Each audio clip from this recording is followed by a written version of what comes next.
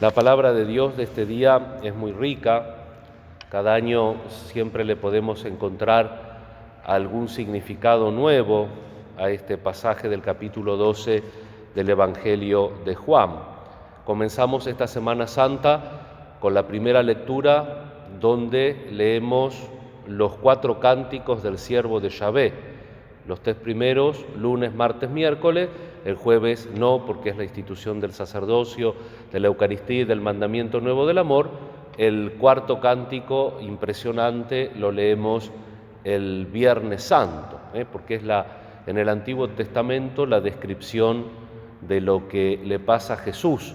Y la raíz de los 4 cánticos de Yahvé es que el justo inocente muere en lugar de los culpables. Y eso es lo que pasa con Jesús. Y en estos días nosotros vemos, con las lecturas de la Pasión y de los textos que la liturgia nos va proponiendo, por ejemplo, las actitudes ante la muerte de Jesús. Pedro quería un Jesús exitoso. No, a ti no te va a pasar. Ya en la confesión, cuando Jesús por primera vez anuncia la pasión, va de retro Satanás, porque así no piensa mi Padre, sino que así piensan los hombres. Y por otro lado, también Pedro tiene mucho de amor propio, no quiere agradecerle a Jesús. Lo vamos a ver también en el lavatorio de los pies. Tú no me vas a lavar los pies a mí. Yo daré mi vida por ti. No le deja ser a Jesús. Pedro quiere hacer él quiere hacer el que salva. Y la actitud de Judas es parecida, pero es contraria, porque Judas de alguna manera colabora para que lo entreguen a Jesús, pero Judas tampoco quiere que Jesús sea el Mesías que tiene que ser. Y por eso Judas pone el acento en las cosas. Este perfume podría ser vendido por un valor muy importante y darlo a los pobres. Judas impide la pasión de Jesús porque separa a los pobres de Jesús. Y no hay una verdadera atención, ya lo dijimos hace unos días, no hay una verdadera atención a los pobres si nosotros de verdad no estamos puestos en Jesús. Porque si no, entonces los pobres son decorativos. Para poder de verdad nosotros atender en la profundidad que se merece la pobreza en el mundo, el cardenal Martini tiene un retiro espiritual, hablando del Evangelio de Mateo, predica precisamente de esta perícopa del Evangelio y hace un análisis muy agudo sobre la actitud de Judas. El librito que yo tengo es un poco viejo, del año 1986, de la ediciones Paulinas, y allí el cardenal Martini nos cuenta que tenemos que interpretar muy bien una frase que seguramente Jesús la dijo porque tiene una enseñanza, pero que ha traído mucho mal los entendidos. A los pobres lo van a tener siempre con ustedes. Pero dice el cardenal Martini, sintetizando, porque hace un análisis muy importante, que si nosotros nos quedamos con los pobres, pero nos olvidamos de Jesús, y entonces no solamente, dice el cardenal Martini, vendemos el perfume, vendemos la liturgia, vendemos el tiempo de la oración, dice el cardenal Martini, entonces tiene razón Judas. Y nosotros queremos que tenga razón Jesús. Y entonces, ¿cuál es la explicación? Cuando lo hicieron con uno de los pequeños, lo hicieron conmigo. Cuando no lo hicieron con los pequeños, no lo hicieron conmigo. No podemos separar a Jesús de los pobres. Y esto es lo importante. El Papa Francisco le gusta hablar mucho de la unción, porque la unción es lo que penetra. Siempre para las ordenaciones sacerdotales o para las misas crismales habla de la unción y nos dice a los sacerdotes que tenemos que vivir en la unción y por lo tanto tenemos que estar compenetrados de Dios, la unción que entra hasta el fondo, y también tenemos que ayudar a los otros a que tengan esa unción, porque solo una unción es suficientemente fuerte para oponerse a la muerte, a saber, la unción del Espíritu Santo, el amor de Dios. La Pascua es su victoria en la que Jesús se muestra como el Cristo, como el ungido de Dios. Y eso es lo que en esta semana nos disponemos a celebrar. Sin embargo, en el Evangelio vemos una acción muy humilde, la acción de María, esta que es mal juzgada por Judas, sigue siendo algo permanente, algo simbólico y modélico, puesto que siempre debe existir el esfuerzo para mantener vivo a Cristo en este mundo y para oponerse a los poderes que le hacen enmudecer, que pretenden matar a Cristo o desaparecerlo de lo que verdaderamente importa en el mundo. Pero ¿cómo puede ocurrir esto? Por cada acción de la fe y del amor. Una frase del Evangelio puede dar tal vez más color a esta afirmación. Juan nos cuenta que por la unción toda la casa se llenó del aroma del aceite, del perfume. Eso nos recuerda una frase de San Pablo, porque somos para Dios permanente olor de Cristo en los que se salvan, dice Pablo en 2 Corintios.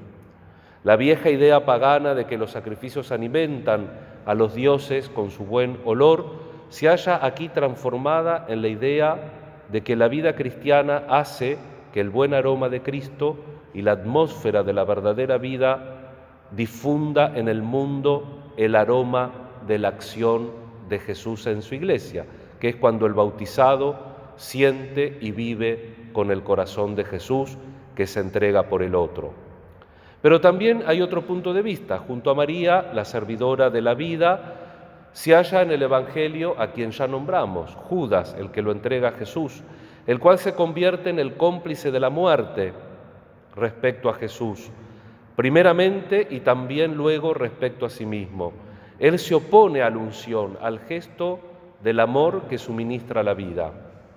A esta unción contrapone él el cálculo de la pura utilidad, pero detrás de eso aparece algo más profundo.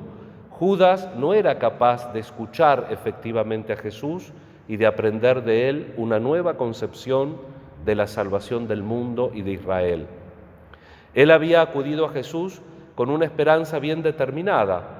Según ella, le midió a él y por ella le negó, por esa esperanza. Así representa él no solo el cálculo frente al desinterés del amor, sino también a la incapacidad de escuchar, de oír y obedecer frente a la humildad del que se deja conducir incluso a donde no quiere.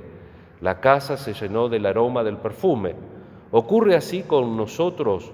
¿Exhalamos el olor del egoísmo, que es el instrumento de la muerte, o el aroma de la vida que procede de la fe y que lleva al amor?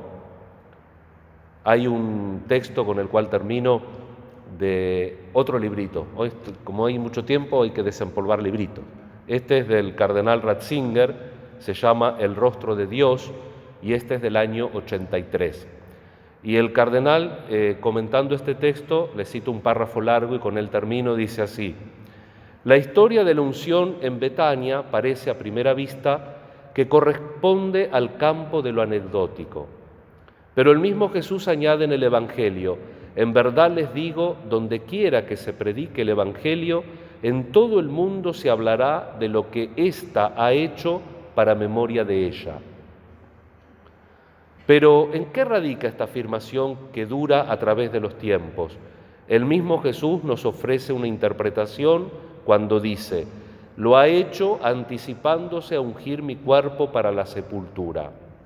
Y explicaba el cardenal Ratzinger: así pues, él compara lo que ocurre aquí con el embalsamamiento de los muertos, que era corriente entre los reyes y los potentados. Tal unción era una tentativa de salir al paso a la muerte.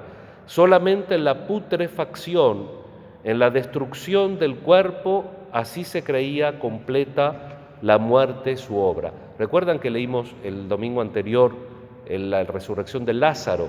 Y el texto insiste, hace 4 días que murió. Por eso Jesús resucita al tercero, porque la corrupción no tiene nada que decir para él. Entonces, esto es importante. La corrupción se entendía a partir del 4.º día. Y por eso, como el milagro de Lázaro era tan patente que había pasado a partir del 4.º día, vemos hoy que los judíos también deciden matar a Lázaro, porque muchos a causa de Lázaro creían en Jesús. Entonces dice, volvamos al Papa emérito. Solamente en la putrefacción, en la destrucción del cuerpo, así se creía completa la obra, la muerte su obra. Mientras queda el cuerpo, el hombre no se ha deshecho, no ha muerto totalmente. Según eso, Jesús ve en el rasgo, gesto de María, la tentativa de asestar un golpe a la muerte. Él reconoce ahí un esfuerzo malogrado, pero no inútil, que es esencial de todo amor, el comunicar la vida a los demás, la inmortalidad. Pero lo ocurrido en los días siguientes muestra la impotencia de tal esfuerzo humano. No existe ninguna posibilidad de proporcionarse a sí mismo la inmortalidad. Ni el poder de los ricos, ni la abnegación de los que aman puede conseguir eso. En fin de cuentas, tal tentativa de unción es más una conservación que una superación de la muerte. Solo una unción es suficientemente fuerte para oponerse a la muerte, a saber, el Espíritu Santo, el amor de Dios. Ahora que estamos en tiempos, algunos dicen en tiempos de pandemia, otros dicen en el año de la pandemia, ahora que el mundo es consciente de que es frágil, ahora que muchos están paranoicos porque tienen miedo de enfermarse y de morir, volvamos a la realidad. Que tenemos que morir lo sabemos todo, lo que no sabemos cuándo, pero el único que realmente puede aferrarnos a la vida, que es un deseo justo y natural porque Dios nos hizo para la vida, es precisamente la unción del amor de Dios. Ese amor sencillo que esta mujer expresó haciendo un acto costoso, insuficiente porque ella no era Dios, pero un acto que Jesús acepta porque Jesús también quiere ser objeto de nuestro amor. Jesús quiere que nosotros tengamos una fe nocionalmente correcta con Él, es decir, que lo entendamos en nuestra realidad, que sintamos la necesidad de amarlo y que sintamos la necesidad de recibir ese amor. Y eso es lo que estamos celebrando en esta Semana Santa. Y por eso el Jueves Santo, en el Evangelio de San Juan, antes de la última cena va a decir, habiendo amado a los suyos que estaban en el mundo, los amó hasta el fin. Dejémonos amar por Jesús y aprendamos a amarlo de todo corazón. Que así sea.